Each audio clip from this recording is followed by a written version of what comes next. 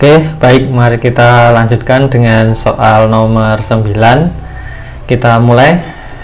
Sahabat semuanya juga dapat ikut membaca sehingga nanti bisa langsung memilih mana jawaban yang dianggap paling tepat. Apa yang seharusnya dilakukan sebagai hal terpenting pada tahap awal pendahuluan kegiatan pembelajaran? A. Bertanya pada siswa sampai di mana pembelajaran kita minggu lalu. Yang B. Menyusun rencana pelaksanaan pembelajaran. Yang C. Melakukan presensi dengan memanggil satu persatu. Yang D. Memeriksa apakah siswa sudah mengerjakan pekerjaan rumah. Yang E. Memotivasi siswa agar siap mengikuti pelajaran. Oke, silahkan dipilih dulu mana jawaban yang dianggap tepat. Sudah? Oke, jika sudah, coba kita analisis. Soal di sini itu berfokus pada tahap awal. Jadi dia sudah, sang pembelajar dan gurunya itu sudah ada dalam kelas, gitu ya. Kalau yang menyusun rencana pelaksanaan pembelajaran, yang B ini jelas salah. Ini pra pembelajarannya. Jadi sebelum melaksanakan ini sudah harus disiapkan RPP-nya ini. Ini pra pembelajaran.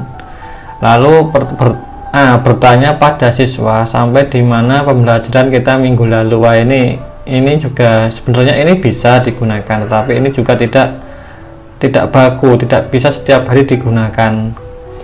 Lalu kalau yang C, melakukan presensi dengan memanggil satu persatu. Nah, ini sebenarnya memanggil presensi itu penting, tetapi ini tidak wajib, tidak harus satu persatu, bisa di sampling saja. Bayangkan semisal satu kelas itu ada 35 anak, 32. Kalau kita presensi satu persatu itu nanti akan memakan waktu yang lama. Yang D, memeriksa apakah siswa sudah mengerjakan pekerjaan rumah. Nah, ini juga bukan sesuatu hal yang ajak bisa kita lakukan, hanya secara berkala saja. Kalau yang E, memotivasi siswa agar siap mengikuti pembelajaran. Nah, pilihan yang E ini yang tepat. Jadi setiap awal pembelajaran itu kita harus memberikan afeksi atau penguatan atau motivasi kepada siswa, sehingga ketika pikiran siswa sampai sekolahan itu masih ada yang memikirkan game online, masih yang memikirkan tentang Instagram, memikirkan tentang permainan sepak bola, kita berikan motivasi agar pemikiran mereka sama, yaitu belajar. Nah, seperti itu. Jadi sebelum pelajaran dimulai itu guru baiknya memberikan motivasi kepada siswa agar otaknya itu terangsang untuk belajar dan tidak berpikir yang di luar pelajaran. Seperti itu. Bisa juga disebut sebagai pemanasan. Oke, kita lanjut soal nomor 10. Berdasarkan standar sarana dan prasarana, kapasitas maksimal rombongan belajar untuk SMP dan SMA adalah. Nah, ini nanti ada di Permendiknas. Nanti silahkan teman-teman untuk mendownload saja, banyak di internet. Jawabannya adalah B, 32 peserta didik. Oke, tidak ada yang perlu didiskusikan di sini. Kita lanjut. Soal nomor 11. Setiap guru wajib membuat RPP. Pernyataan ini merupakan amanah dari Permendiknas. Coba ditebak nomor berapa? Yang A, nomor 22 tahun 2006 tentang standar isi. Yang B, nomor 23 tahun 2006 tentang standar kompetensi lulusan. Yang C, nomor 19 tahun 2007 tentang standar pengelolaan. Yang D, nomor 20 tahun 2007 tentang standar penilaian pendidikan. Yang E, nomor 41 tahun 2007 tentang standar proses. Oke, yang mana yang paling tepat? Yang paling tepat adalah E, nomor 41 tahun 2007 tentang standar proses. Standar proses itu artinya adalah standar nasional pendidikan yang berkaitan dengan pelaksanaan pembelajaran pada suatu satuan pendidikan, yang berkaitan dengan pelaksanaan pembelajaran pada satuan pendidikan untuk mencapai kompetensi lulusan. Nah, ini ya jawabannya ada di standar proses, bukan di standar isi, karena kadang standar isi dengan standar proses ini suka membingungkan. Oke, kita ingat-ingat, yaitu nomor 41 tahun 2007. Kita lanjut.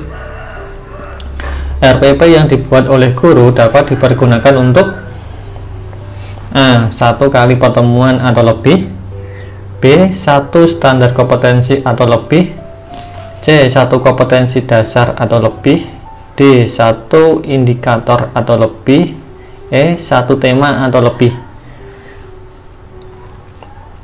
Oke, sudah menemukan yang dianggap tepat?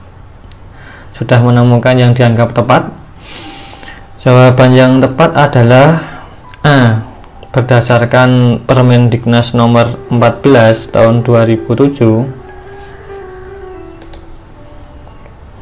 RPP disusun untuk setiap kompetensi dasar yang dapat dilaksanakan dalam 1 kali pertemuan atau lebih.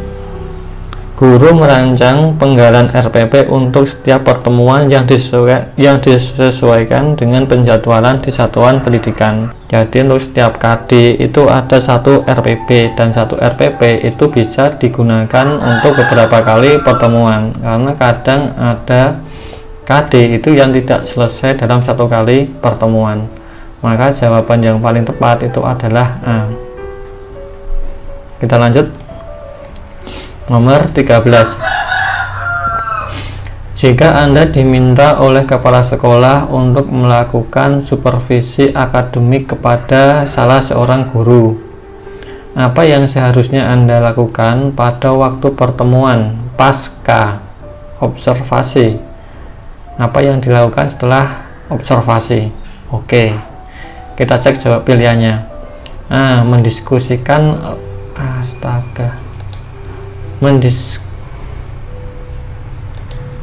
mendiskusikan langkah-langkah kegiatan dan jenis alat peraga yang sebaiknya digunakan. Yang B.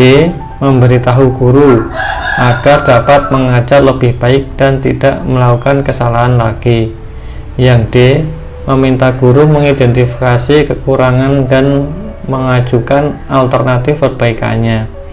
Yang D. Mengamati kegiatan belajar mengajar dan mencatat hal-hal yang perlu disampaikan. Yang E. Menyempurnakan perangkat administrasi guru dan materi pasca observasi. Anda adalah seorang kepala sekolah yang tugasnya mengecek apakah kegiatan itu berjalan dengan baik. Silahkan dipilih mana yang dianggap tepat.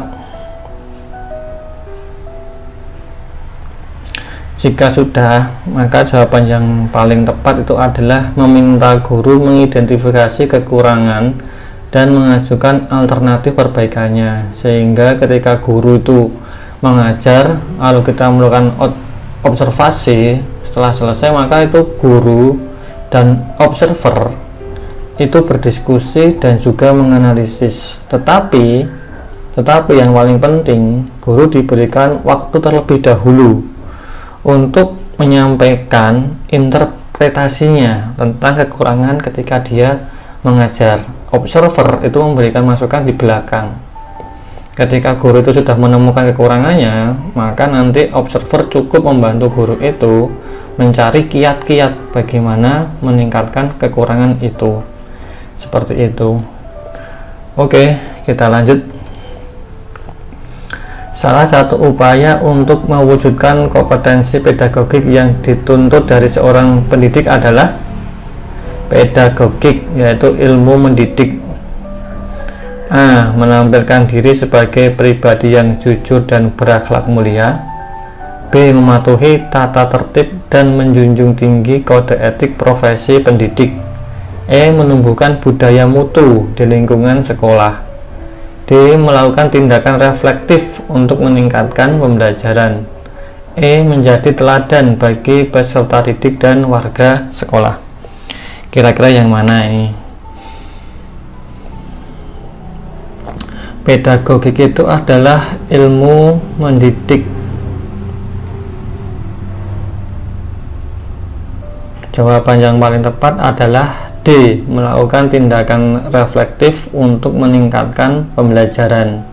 Yang A. Menampilkan diri sebagai pribadi yang jujur dan berakhlak mulia itu kompetensi di bidang pribadi. Pribadi itu ada kejujuran, ada tanggung jawab, dan semacamnya.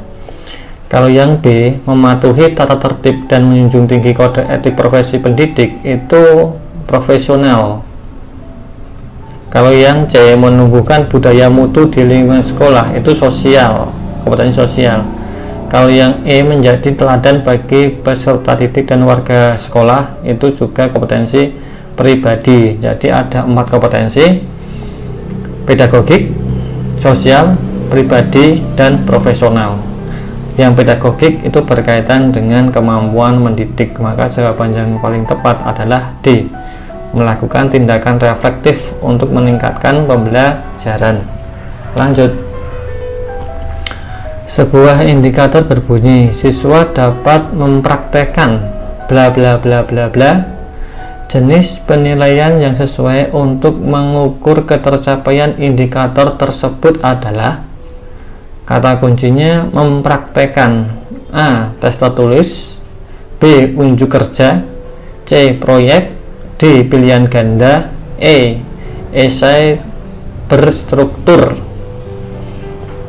Jawaban yang paling tepat adalah B. Unjuk kerja, karena praktek itu berkaitan dengan psikomotorik, maka cara yang terbaik adalah menunjukkan kemampuan psikomotorik. Misal, siswa dapat mempraktekkan lompat tinggi, maka dia ujiannya adalah unjuk kerja lompat tinggi, bukan tes tertulis bagaimana konsep lompat tinggi, atau bukan proyek bagaimana membuat proyek lompat tinggi itu menjadi efisien, atau malah mengerjakan pilihan ganda. Masa indikatornya praktek, ujiannya pilihan ganda? Tidak relevan. Yang E, esai berstruktur, juga tidak relevan. Maka yang paling tepat itu adalah unjuk kerja. Tes tertulis itu cocok untuk kognitif, ranah kognitif. Tes tertulis pilihan ganda itu ranah kognitif. Unjuk kerja itu ranah psikomotorik. Oke, kita lanjut soal nomor 16. Sebuah KD berbunyi menjelaskan pemanfaatan citra penginderaan jauh. Kata kerja operasional yang dapat digunakan dalam indikator pencapaian KD tersebut antara lain menjelaskan. Oke, kita cek pilihannya. A. Menjelaskan, membuktikan, menafsirkan. Yang B. Menyebutkan, menunjukkan, menjelaskan. Yang C. Menjelaskan, mengatur, merangkai. Yang D. Mengingat, menerapkan, merancang. Yang E. Membuktikan, membedakan, mengkritik. Oke, coba dipilih mana jawaban yang dianggap benar oleh sahabat semuanya. Oke, jawaban yang paling tepat itu adalah B.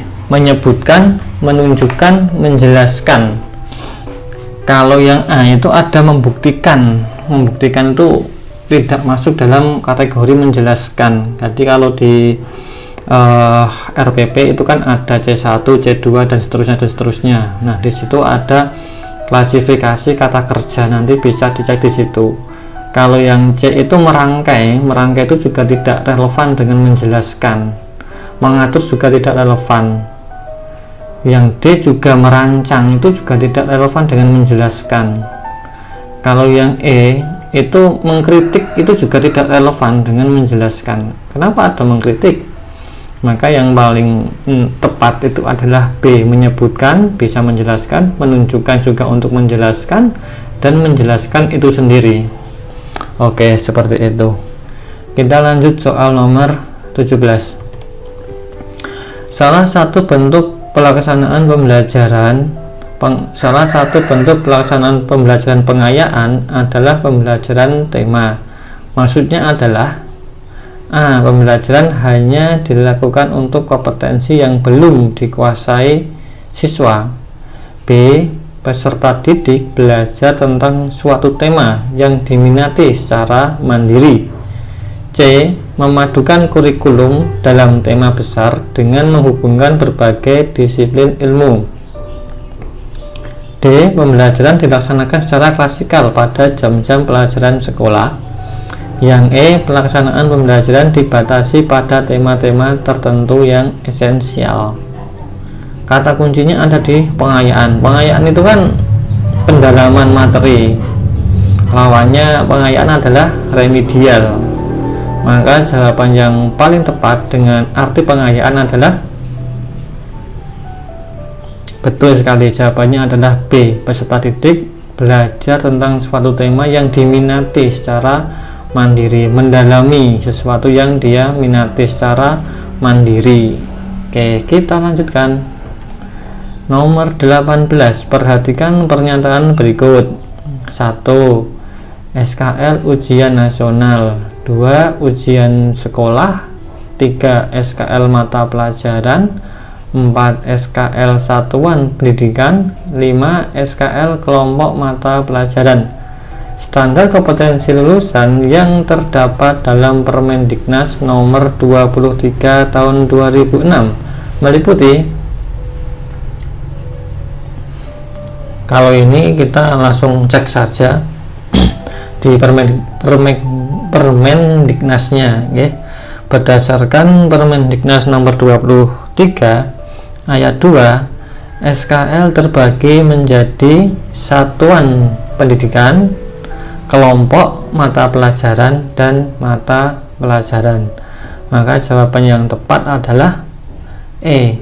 Satuan pendidikan yang paling besar, satuan pendidikan, maka diturunkan ke kelompok mata pelajaran, maka diturunkan lagi ke mata pelajaran. Yang benar 3, 4, dan 5. Oke, kita lanjutkan soal berikutnya.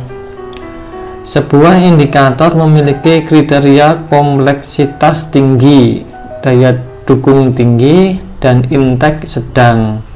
Apabila menetapkan KKM menggunakan poin atau skor, maka KKM indikator tersebut adalah A. 89, B. 78, C. 67, D. 56, E. 44.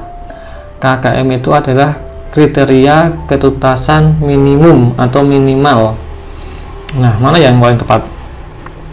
Nah, ini sebenarnya soal seperti ini jarang sekali muncul gitu ya. Tapi kalau mau dibahas ya ada caranya gitu. Kalau kita melihat sebuah indikator memiliki kriteria kompleksitas tinggi. Kalau kompleksitasnya tinggi itu nilainya di bawah 65. Taruhlah kita mengambil 64. Oke. Lalu daya dukung tinggi itu dia ada di angka 80 sampai 100.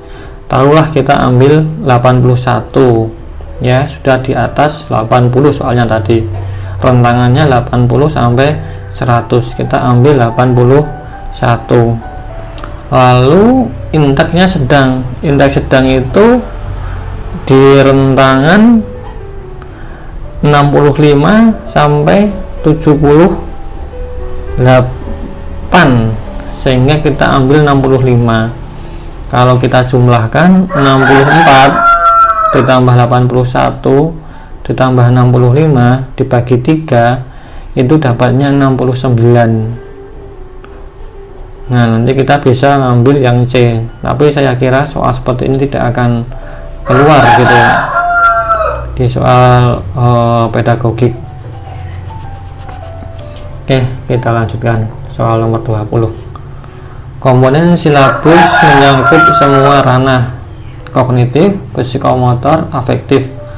Hal ini merupakan salah satu prinsip pengembangan silabus, khususnya A. ilmiah, B. relevan, C. sistematis, D. menyeluruh, E. konsisten. Jawaban yang tepat adalah menyeluruh. Jadi semua ranah itu termuat di situ. Kognitif yang berkaitan dengan kemampuan berpikir, psikomotor keterampilan, afektif terkait dengan pribadi orang tersebut. Oke, ini sudah sampai soal nomor 20. Di video berikutnya akan kita bahas soal berikutnya, karena nanti kalau dipaksakan sampai soal 50 durasinya akan sangat panjang sekali. Oke, demikian untuk video kedua ini. Sampai jumpa di video ketiga. Terima kasih atas perhatiannya.